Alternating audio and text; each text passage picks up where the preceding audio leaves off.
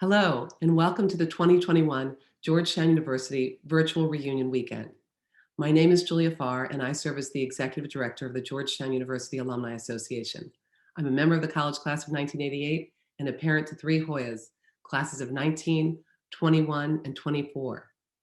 I'm very pleased to welcome Hoyas from all over the globe to our virtual reunion celebration, and to welcome two sets of alumni reunion cycles, the zeros and fives and ones and sixes. While we could have never have imagined to gather virtually instead of on the hilltop, we wanted to mark these special celebrations of your reunions by bringing us all together in a one-of-a-kind joint celebration. As a result of our pivot to a virtual format, we've been able to expand the reach of Georgetown to our alumni community even further.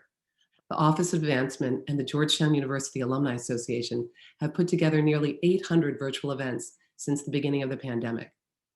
As many of you know, we pivoted our big signature events to virtual formats: Homecoming, the Women's Forum, Wall Street Alliance, and now Reunion, and found that while we couldn't all reconnect on the hilltop, we were able to reconnect with many of our Hoyas who had never been engaged with us before. At Homecoming this fall, for example, 80% of our virtual participants had not attended a homecoming in the past. Continuing in this new chapter for virtual engagement, this year's reunion has been filled with a vast array of stimulating and engaging panels and programs. From our first panel Thursday morning discussing the founding idea that Georgetown is a Catholic and Jesuit university open to all faiths, to our session speaking to the effect of the pandemic on the housing market, to raising resilient children in light of this new uncertain world, to our closing reunion mass on Sunday, and everything in between, our hope is that this reunions weekend will bring thought-provoking content to the forefront, where we can shine a light and celebrate our Georgetown faculty and graduates as exemplars and experts. Our weekend programming features entrepreneurs, child development experts, religious leaders, culinary wizards, trusted newsmakers, politicians, executives, sommeliers, scientists, and teachers. More than 30 different perspectives and backgrounds will be shared over the course of 24 different virtual events. Our class committees and ambassadors have been working hard to plan wonderful events that will provide moments of reconnection and celebration. So be sure to check out the full schedule of what your classmates have in store. And thank you for joining the conversations this week. While we can't be together in person, I encourage each one of you to bring as much of yourselves to the screen as possible. Ask questions, join the conversation on social media, post photos for yourself and your Hoya swag, and most importantly, connect with each other and with Georgetown.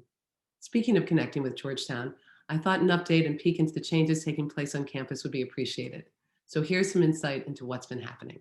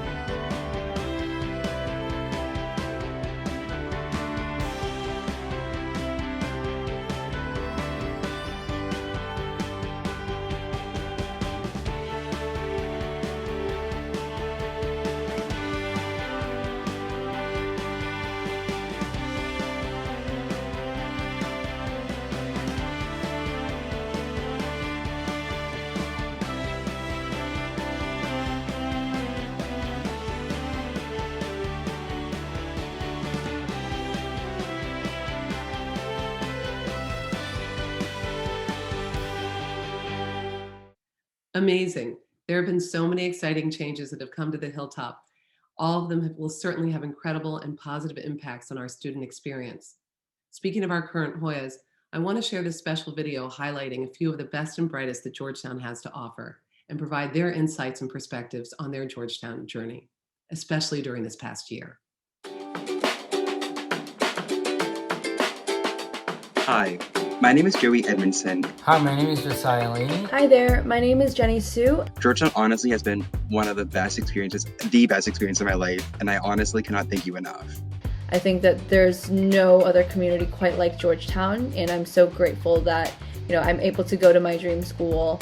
There's this care and understanding that you are more than just these classes. You're more than just the knowledge, the grades, and I think that that's something that's really important and has been so defining for my Georgetown experience. Reflecting as a senior, I think that Georgetown has pushed me to become a more compassionate and thoughtful and worldly person. Even being virtual, I still feel connected with the environment at Georgetown because what we are learning is so interesting, and we're not just learning facts to learn facts so we could say we know stuff, but we're actually learning really cool information that's going to help the world one day. I really began to realize just how important and how incredible this Georgetown experience has been. I was able to study with Georgetown students and Georgetown professors in this beautiful part of Italy. I joined the mock trial team, which helped foment my interest in law, and that kind of led me to my current internship, which is at the Department of Justice in their Child Exploitation and Obscenity section.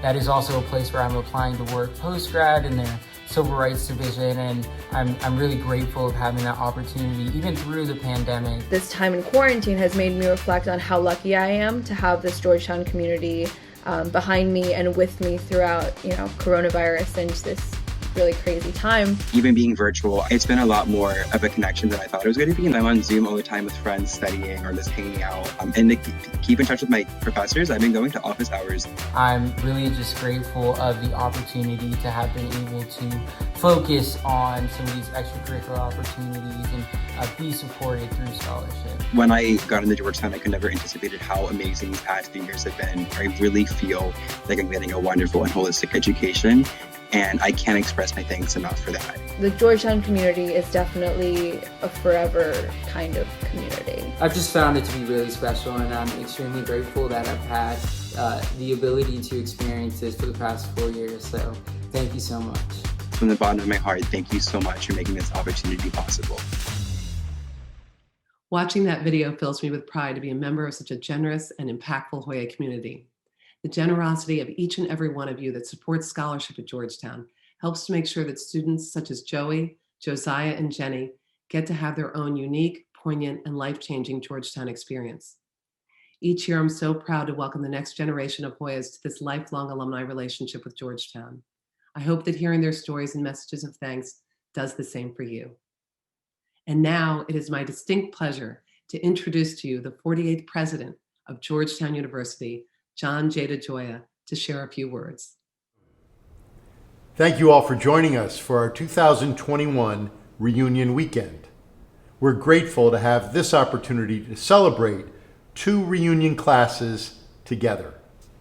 It is always a special occasion when members of our Georgetown community can be together, and today is no exception. For more than a year, we have experienced the importance of community, of being part of something larger than ourselves, of staying connected to those who support and care for us, those who remind us of the best of which we are capable. Julia has just described some of the many ways that our alumni have come together over this past year, the incredible sense of connection that our Alumni Association has sought to provide each of you, that so many of you have contributed to building. I hope you feel this sense of connection in this weekend of events with the classmates and friends who have made your time at Georgetown that much more meaningful. I know we all look forward to the time when we can be together in person, a moment that grows ever closer with the positive trajectory of the pandemic here in the United States. As we have taken steps to respond to this global pandemic, there were three commitments that have animated our decisions: the health and safety of our community, sustaining our academic mission, and protecting our workforce in a context of significant financial challenges. And all across Georgetown, we have seen our community act in extraordinary and selfless ways to protect public health, to uphold our mission, to support one another. Last summer, nearly 2,000 members of our faculty participated in Candles programs to reimagine their courses for virtual and hybrid teaching, our mode of learning this past year. When Candles, our Center for New Designs in Learning and Scholarship, was founded more than 2 decades ago, we knew that we were seeking to be on the leading edge of education in the 21st century. What we didn't know was that we were preparing a resource that would help to carry an entire academic community through a global pandemic. 200 members of our community took on new assignments to support our public health program. Our care navigators, who helped conduct contract tracing and support those in quarantine and isolation at Georgetown, worked with 6,000 members of our community since last fall. To support the mental health and well-being of our community, in addition to moving CAPS, our counseling and psychiatric service, to telehealth, we established 2 new virtual mental health programs, one for students and one for faculty and staff, offered free of charge to augment our existing resources. In addition to the campus renovations that Julie just shared, we also took the opportunity to renovate many of our sacred spaces on campus, including a new space for our Dharmic community, bringing together the Hindu, Buddhist, Sikh, and Jain traditions. Copley Crypt and St. William's Chapel have both received renovations. Our new expanded space for our Muslim community is nearly complete, and we're planning to renovate the Makom, the space for our Jewish community, very soon. Our earlier renovations of Dahlgren Chapel made it possible for us to live stream Mass each Sunday over these past 15 months. As the conditions of the pandemic began to improve in April, following the guidelines of the City of Washington, we were able to plan for an in-person commencement. We still had some significant capacity constraints that prevented us from holding a traditional commencement on Healy Lawn. But being here in Washington, D.C., we knew we could get creative, and just 2 weeks ago, we held our 2021 commencement at Nationals Park for our class of 2021 graduates. I can attest that this year is something very, very special. We all have a sense that we are living history right now at this moment. We are here to honor you and this moment of passage, this beginning of the next steps on your journeys. The degree you earned is a passport to a wonderful future. Use it in good health and for the betterment of others, as well as yourself. On behalf of Hoyas worldwide, it is my great pleasure to congratulate you on this amazing accomplishment and to welcome you into the Georgetown University Alumni Association. We were honored to provide our 2021 class with this special commencement experience for them and their families. And we are committed to providing our 2020 class with an in-person commencement experience too. And we look forward to engaging with the members of the class of 2020 to create an experience that they will find most meaningful in the coming year. As I just mentioned, we have seen significant improvements in the conditions of the pandemic here in the United States, in large part due to vaccination efforts. We begin next week a new and special summer hilltop immersion program for our class of 2024 and those transfer students who joined our community last year. We wanted to give this class of students the opportunity for a residential experience at Georgetown before they begin their sophomore year.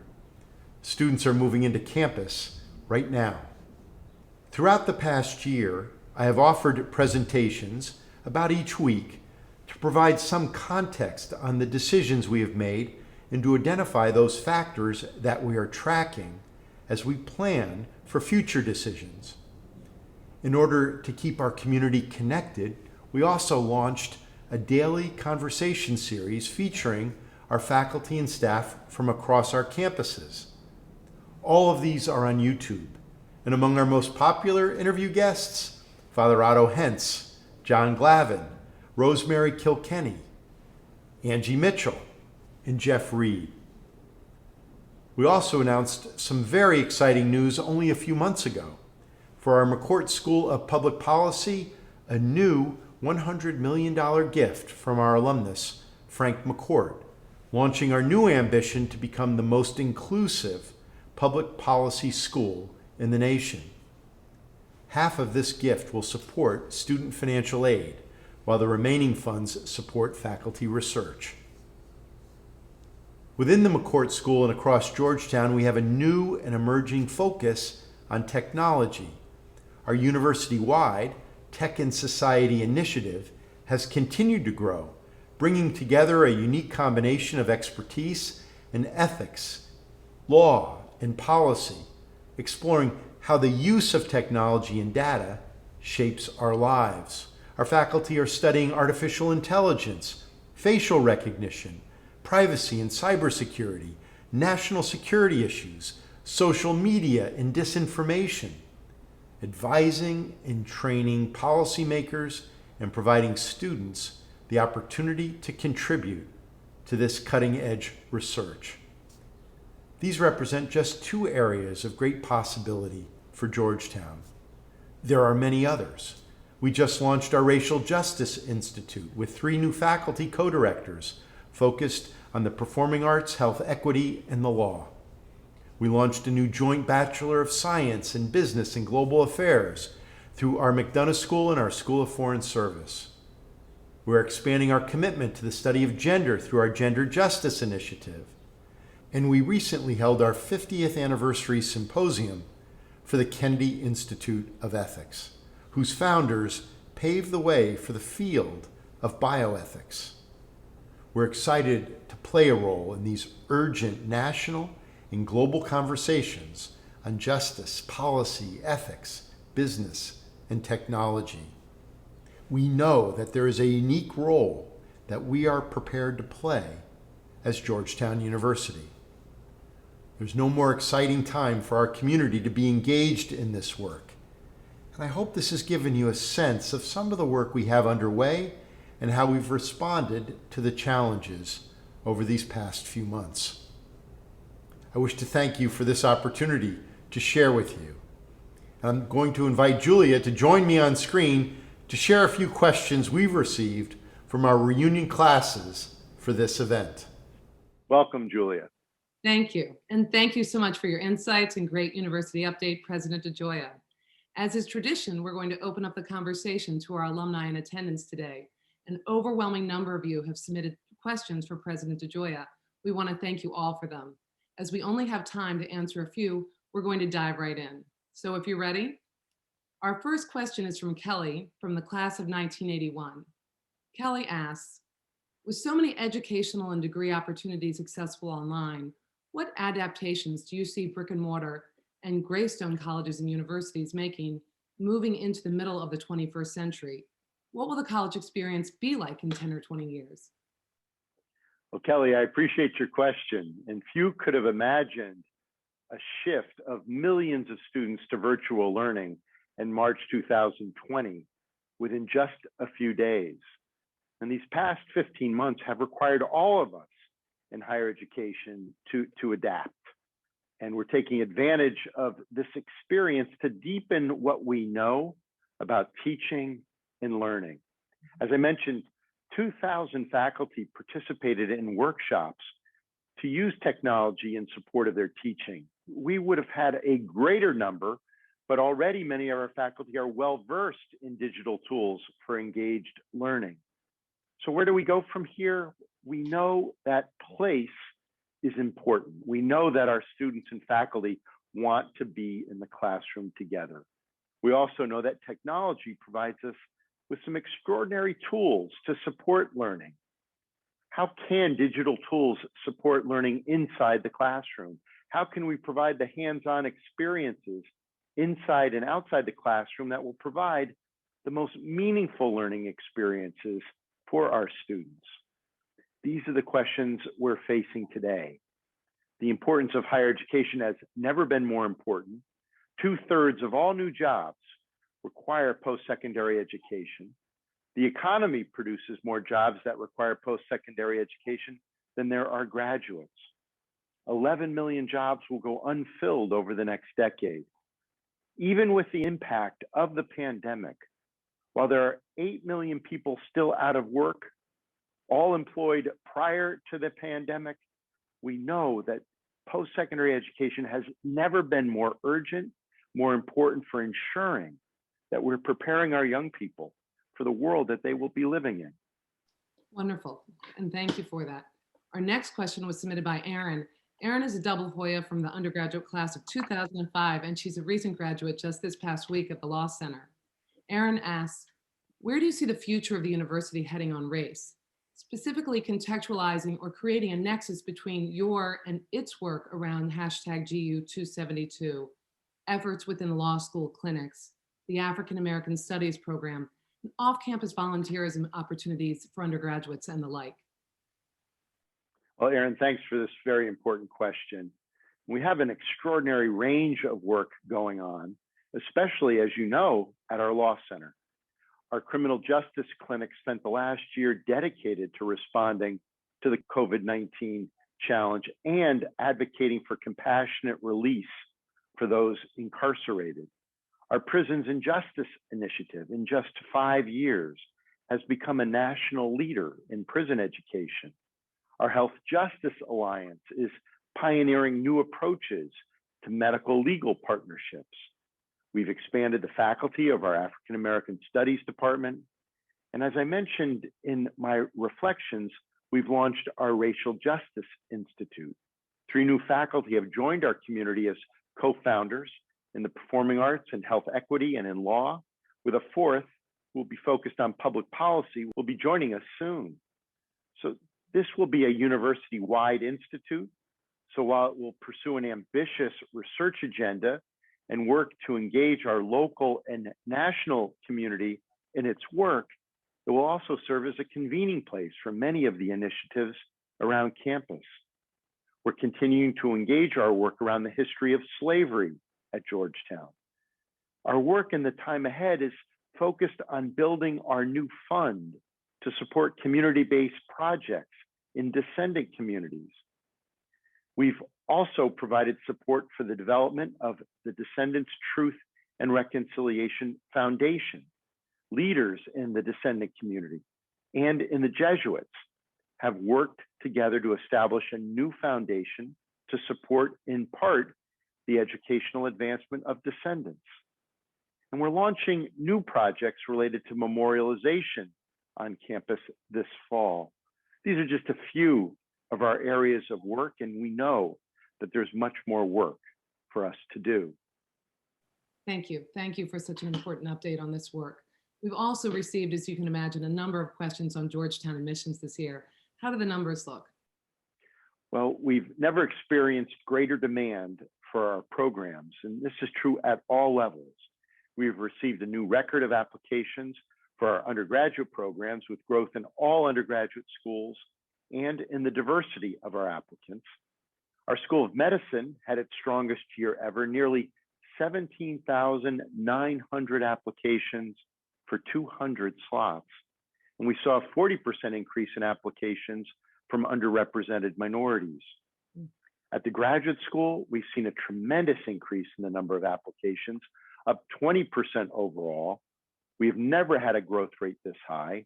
Some of our programs are seeing double and triple the number of usual applications. For example, our infectious disease program, our master's in educational transformation, our program in learning design and technology, to name just a few.